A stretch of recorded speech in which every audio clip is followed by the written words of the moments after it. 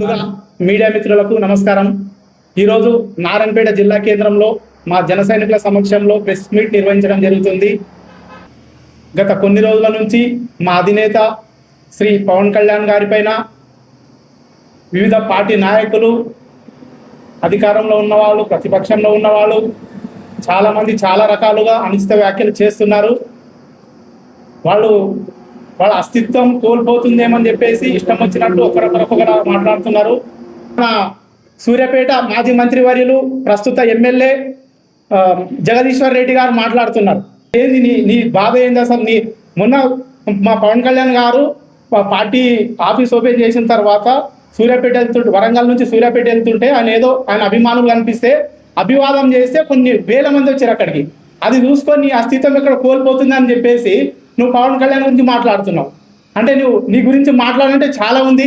అందరూ అంటున్నారు నువ్వు సోడా పోస్తున్నావు, మందు పోస్తున్నావు. అంటే అలాంటి మాటలు మేము మాట్లాడలేము. నిన్ను తిట్టవచ్చు. మీ కవిత గారే అన్నారు లిల్లీ ఫుట్ అని. మేము కూడా అనొచ్చు, లఫుట్ అనొచ్చు, బఫున్ అనొచ్చు, ఇష్టం వచ్చినట్టు నేను అనొచ్చు. కానీ మా అధినేత మాకు అలా నేర్పలేదు. మంచిగా మాట్లాడాలి, ప్రతి ఒక్కరిని గౌరవించాలని చెప్పేసి ఆయన ఎప్పుడు కూడా మాకు ఇదే చెప్తుంటారు, క్రమశిక్షణ ఉండాలని.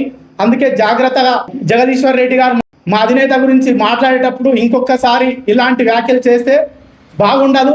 ఏ విధంగా అయితే మేము మా అధినేత గురించి మాట్లాడుతున్నావో మీ అధినేతల గురించి, మీ అందరి గురించి మేము మాట్లాడేదాల్సి వస్తుంది. ఇంకోటి, సూర్యాపేటలో కూడా నీ నియోజకవర్గంలో మా జనసేననే నీ పైన గట్టిగా గెలుస్తుంది ఈసారి. అది గుర్తించుకో. ఇంకోసారి మాట్లాడేటప్పుడు నోరు జాగ్రత్త అండి. మరియు అదేవిధంగా కవిత గారు కూడా, అక్క నువ్వు నీ ఆస్తి పంపకాలు సరిగా లేకపోతే ఇంకో పార్టీ పెట్టుకొని, అంటే నువ్వు ఒక పార్టీ పెట్టుకోవచ్చు, మీ ఇంట్లో 2 పార్టీలు ఉండొచ్చు. కానీ మేము తెలంగాణ బిడ్డలుగా మేము జనసేన పార్టీకి ఎందుకు ఉండొద్దు? ఆంధ్ర పార్టీ అంటున్నాం. మరి మీరు బీఆర్ఎస్లో ఉండి టీఆర్ఎస్ని బీఆర్ఎస్గా చేస్తే కూడా మా అధినేత ఆహ్వానించిండు. రాజకీయంలో మనం ఎక్కడ ఏ రాష్ట్రం కన్నా వెళ్ళొచ్చు. బీఆర్ఎస్ కూడా అలా రూపాంతరం చెందిందని మా వైజాగ్ మీటింగ్లో ఎక్కడ వైపు అక్కడ చెప్పిండు మా సారు. అరే మరి మేమెందుకు రావద్దు? మనం తెలంగాణ బిడ్డలం కాదా? పార్టీ కూడా తెలంగాణలో పుట్టింది. తెలంగాణలోనే ఖచ్చితంగా ఈసారి పోటీ చేస్తున్నాము. ప్రతి నియోజకవర్గంలో ఒంటరిగా కూడా వెళ్ళడానికి సిద్ధంగా ఉన్నాడు మా అధినేత. ఆయన ఆదేశాలను పాటించి మేము ఖచ్చితంగా ఊరూరు గ్రామాల పార్టీని బలోపేతం చేస్తాము. ఇక్కడ నుంచి ఖబర్దార్, ఏడికైతే ఆడికి ప్రతి నియోజకవర్గంలో మీ పైన గట్టిగా తిరుగుతాం. మేము ఎవరెవరైతే మాట్లాడుతున్నారో వాళ్ళ పని పడతాము. మరియు అదేవిధంగా రీసెంట్గా ఒక సోషల్ మీడియాలో చూసాము, మన నారాయణపేట మాజీ ఎమ్మెల్యే ఎస్ఆర్ రెడ్డి గారు, అయ్యా ఏం మాట్లాడుతున్నావు? ఒక్కసారి నువ్వు అన్నం తింటున్నారా, ఏం తింటున్నారా అని మాట్లాడుతున్నావు. అసలు నీ సామ్రాజ్యం ఎక్కడా? నువ్వు రాయచూరి ఏంది? నువ్వు ఎక్కడ ఏం చేస్తున్నావు? అసలు నీ పార్టీ కార్యకర్తలే నీ దగ్గర లేరు. ఒక్కరిని కూడా ఒక కార్యకర్తను గౌరవించావు నువ్వు. మీ పార్టీలో నుంచి కూడా వందలుగా మా పార్టీలోకి వస్తున్నారు అతి త్వరలో.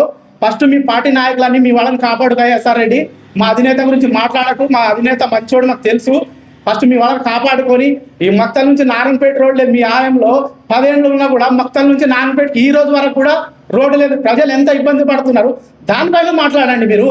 ఎక్కడో పవన్ కళ్యాణ్ వస్తే మాది ఏమో అవుతుందని కాదు. ఇక్కడ ఉన్న వాళ్ళందరూ ఎవరో 10th ఇంటర్ చదివిన వాళ్ళు కాదు, అందరూ డిగ్రీలు పీజీలు చేసిన వాళ్ళు.